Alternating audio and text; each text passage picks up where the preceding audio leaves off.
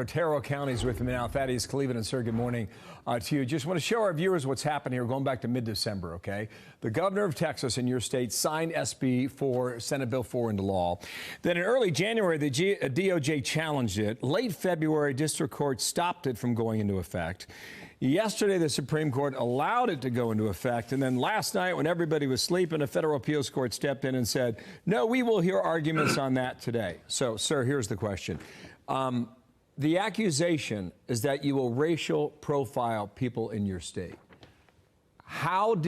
What was the plan to figure out who was illegal in Texas if this law were enacted?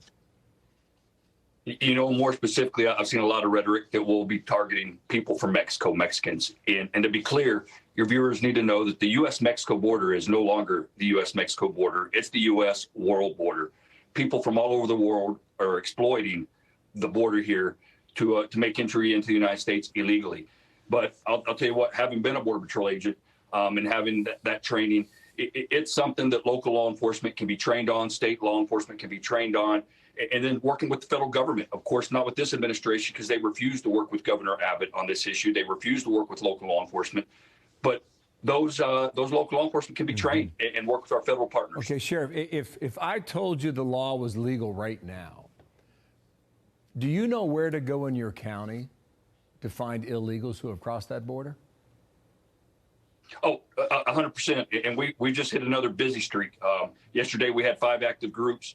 We had 2 Texas Department of Public Safety helicopters here working with us in the county. But as I've mentioned to you before, Bill, you know that the first year this administration took over, we saw a 289% increase from fiscal year 2020. The second year, when compared to fiscal year 2020, it was a 418% increase in illegal alien apprehensions. Gotaways typically mirrored that as well. Last year, we saw a downtrend, but it was still a 188% increase, more than we saw back in fiscal year 2020. Yeah, and I don't know what you're going to get this year, but you heard the reporting that Mexico won't take them even if you ship them.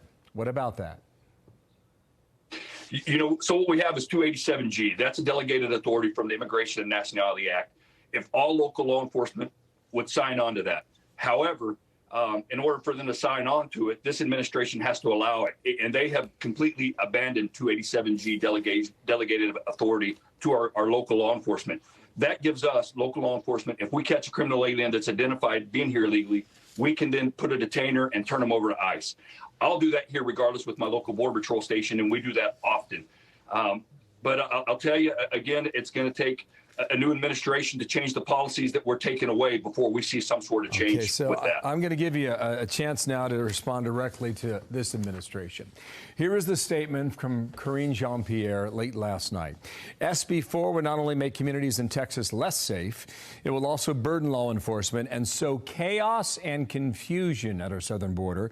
SB 4 is just another example of Republican officials politicizing the border while blocking real solutions. The chaos and confusion stuck out at me because I know you guys have been dealing with a measure of chaos so far. What's your response to the White House? Hey, first and foremost, that chaos and confusion was created by this administration. Look, back in fiscal year 20, we ended that year with 400,000 illegal alien apprehensions.